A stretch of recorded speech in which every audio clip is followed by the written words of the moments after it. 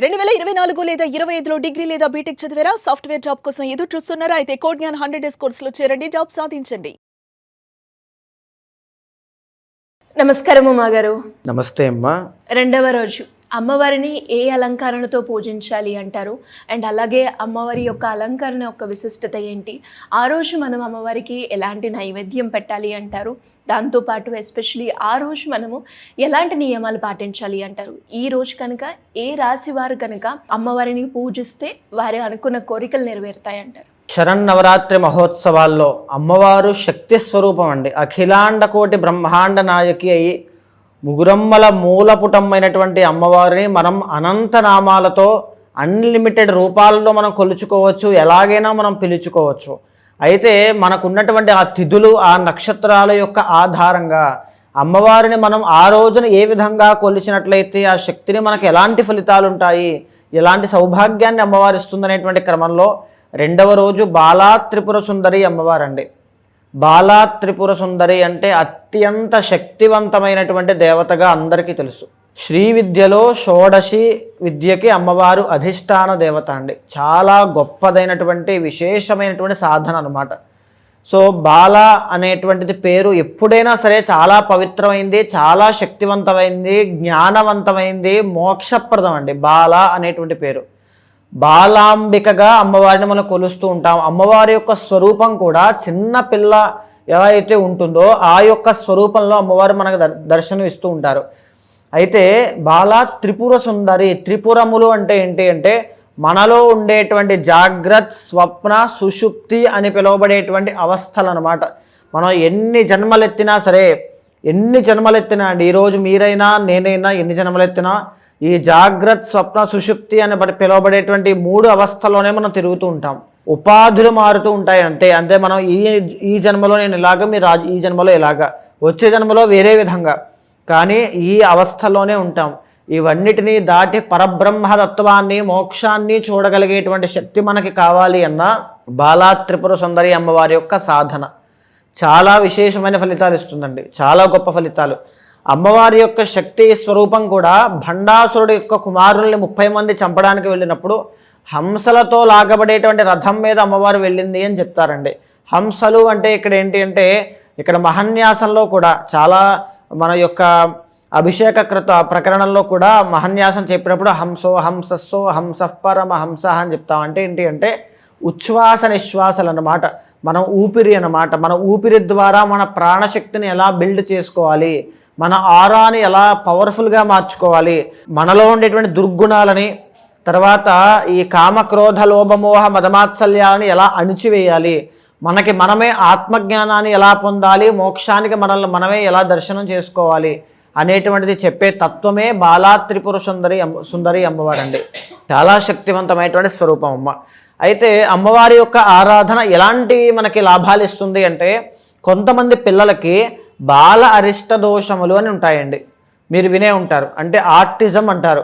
మాటలు సరిగ్గా రావు, ఆరోగ్య ఇబ్బందులు చాలా ఎక్కువ ఉంటాయి, అంగవైకల్యంతో జన్మిస్తారు. పిల్లలకి ఎదుగుదల అనేటువంటిది ఆగిపోతుంది. కొంతమంది ఒక చెయ్యి బాగుంటుంది, ఇంకొక చెయ్యి విషయంలో కాస్త ఇబ్బంది ఉంటుంది. సంథింగ్ అది చెయ్య సరిగ్గా లేదండి, అది పుట్టేటప్పుడు సంథింగ్ ఇబ్బంది జరిగింది అంటూ ఉంటారు. అలాంటి ప్రాబ్లమ్స్ ఉన్న బాల అరిష్ట దోషముల వల్ల చిన్న వయసులో గాయాలు, యాక్సిడెంట్స్, ప్రమాదాలు ఎక్కువగా జరుగుతాయండి. అది 1 నుంచి 4 సంవత్సరాల్లోపు జరిగితే తల్లి యొక్క కర్మ వల్ల, 4 నుంచి 8 సంవత్సరాల్లోపు జరిగితే తండ్రి యొక్క కర్మ వల్ల, 8 నుంచి 12 అయితే శిశువు యొక్క కర్మ వల్ల అవి సంభవిస్తాయండి. అంటే ఆ శిశువు మరణించినా ఆశ్చర్యపడక్కర్లేదన్నమాట. అలాంటి పరిస్థితులు కూడా ఉంటాయి. ఇంకొకటి ఏంటి అంటే, ఈ బాల అరిష్ట దోషముల్లో ఆ పిల్లలు పుట్టిన తర్వాత తల్లిదండ్రులకి నష్టం కలగడం, ఆర్థిక నష్టాలు, రుణబాధలు, వ్యాపార నష్టాలు, ఉద్యోగం పోవడం, ప్రశాంతత లేకపోవడం ఇలా ఉంటాయి. సో ఇలాంటివి ఏ సమస్యలు ఉన్నా సరే అమ్మ, పిల్లలకి సంబంధించిన ఏ దోషాలున్నా, వాళ్ళు దుర్వ్యసనాలు పాలన పడుతున్నారనుకున్నా ఆ రోజున, రెండవ రోజున బాలా త్రిపుర సుందరి అమ్మవారి యొక్క ఆరాధన తప్పకుండా చేయండి. 100% మీకు రిజల్ట్స్ కనబడతాయి. ఆ అమ్మవారికి పూజ చేసి అమ్మవారి యొక్క లాకెట్ కానీ ఏదైనా పిల్లల మెల్లో వేయండి. బాల అరిష్ట దోషాలన్నీ అక్కడితో పోతాయి. వాళ్ళ ఆరోగ్యం కూడా చాలా బాగుంటుంది. అందరికీ చెప్పండి.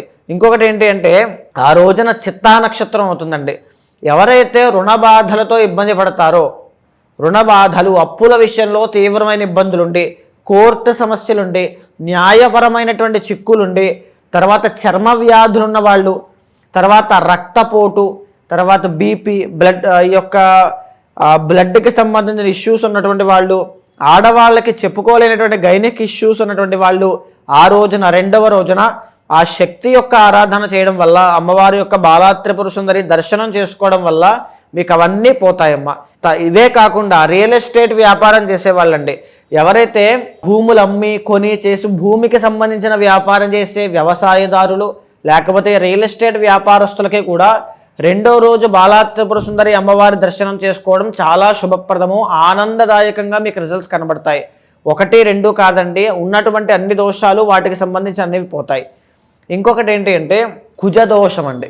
చాలామంది ఆడవాళ్ళకి కానీ మగవాళ్ళకి కానీ కుజదోషము ఉండడం వల్ల ఇద్దరి మధ్యలో మ్యారిటల్ లైఫ్లో ప్రాబ్లమ్స్ రావడం, సంతానము కలగకపోవడం అనేటువంటిది జరుగుతూ ఉంటుంది. అలాంటి వాళ్ళకి కూడా ఈ అమ్మవారు బాలా త్రిపుర సుందరి అమ్మవారికి రెండవ రోజు అర్చన చేయడం వల్ల ఖచ్చితంగా వాటి నుంచి బయటపడతారు. ఇంకొకటి, అమ్మవారు బాలా త్రిపుర సుందరి అమ్మవారు అభయహస్త ముద్ర అనేటువంటిది ధరిస్తూనే అక్షరమాలతో ఉంటారన్నమాట.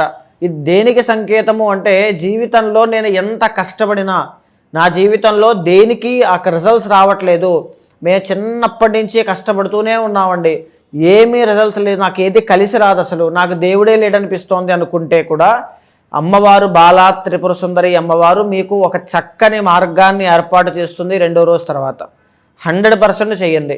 తర్వాత ఏంటి అంటే, ఎవరైతే సాధకులు ఉంటారో స్పిరిచువాలిటీ వైపు వెళ్ళి నాకు ఏదైనా ఒక ఎనర్జీ కావాలి, ఒక మంచి గురువు కావాలి, నేను ఒక మోక్షానికి వెళ్ళాలో తెలియనటువంటి నాకు ఒక భగవత్ సంబంధిత ఆ ప్రేరేపణ నాలో కలుగుతోంది, ఆ ప్రేరణ ఉంది, ఏదో చేయాలనిపిస్తోంది అనుకుంటే కూడా బాలా త్రిపుర సుందరి అమ్మవారి యొక్క ఆరాధన చేయండి. అమ్మవారు మీకు ఒక మంచి గురువుని చూపిస్తుంది, అమ్మవారు మీకు ఒక దారిని చూపిస్తుంది. స్పిరిచువల్గా మీరు ఎదగడానికి కావాల్సినవన్నీ కూడా అమ్మవారే సమకూర్చి పెడుతుంది. ఈరోజు అమ్మవారికి ఏ నైవేద్యం సమర్పించాలి అంటారు? అమ్మవారికి బెల్లంతో తయారు చేసినటువంటి పాయసాన్ని సమర్పించండి. ఎందుకు అంటే, ఏది ఎలా జరిగినప్పటికీ కూడా అమ్మ ఆధ్యాత్మికత, మోక్షము, ఆనందము, ఇవన్నీ, ఆనందము అంటే మనసుకు సంబంధించిందండి, ఆధ్యాత్మికత కూడా మనసుకు సంబంధించిందే, తర్వాత మోక్షము అనేటువంటిది ఆత్మకి సంబంధించినటువంటిది. సో ఇవన్నీ కూడా లోపల ఉండేటువంటి భగవత్ సంబంధ విషయాలండి. పాయసము అనేటువంటిది అమ్మవారికి సమర్పించడం వల్ల నిజానికి అదే మధురమైనటువంటి జీవితం, మోక్షానికి వెళ్ళడం అంత గొప్పదైనది ఏదీ లేదు. సో పాయసం అమ్మవారికి సమర్పించడం వల్ల ఇప్పుడు నేను చెప్పినటువంటి అన్ని గుణాల్లోనూ కూడా అమ్మవారు మీకు తొందరగా ప్రసన్నమవుతుంది. ఆ గుణాన్ని మీరు సమర్పిస్తున్నారంటే మీరు ఏం కోరుకుంటున్నారు అనేటువంటిది కూడా అమ్మవారికి అర్థమవుతుంది. అమ్మవారిని పూజ చేసే సమయంలో ఏ మంత్రం జపం చేస్తే మంచి జరుగుతుంది అంటారు? సో బాలా త్రిపుర సుందరి అమ్మవారికి చాలా రకాలుగా మూల మంత్రాలు అనేటువంటివి చెప్పబడ్డాయండి. అయితే అన్నిటికీ మూలము ఆ లలితా పరమేశ్వరి అమ్మవారు, బాలా త్రిపుర సుందరి అమ్మవారే కాబట్టి ఓం శ్రీమాత్రే నమః అనేటువంటి మంత్రాన్ని 216 సార్లు జపం చేయండి సాయంత్రం వేళ. ఆ రోజున బాలా త్రిపుర సుందరి అవతారం రోజున, రెండవ రోజున చిన్నపిల్లలు ఆడపిల్లలు 4 సంవత్సరాల నుంచి 6 సంవత్సరాల వయసులో ఉండే పిల్లలు ఎవరైనా ఉంటే వాళ్ళని అమ్మవారుగా భావించి పూజ చేయండి. తప్పకుండా మీకు అమ్మవారి కటాక్షం ఏదో ఒక రూపంలో, ఒక స్త్రీ రూపంలో, ఒక ధన రూపంలో, ఒక గుడ్ న్యూస్ రూపంలో వింటారు. థ్యాంక్ యూ అమ్మగారు, థ్యాంక్ యూ సో మచ్. నమస్తే.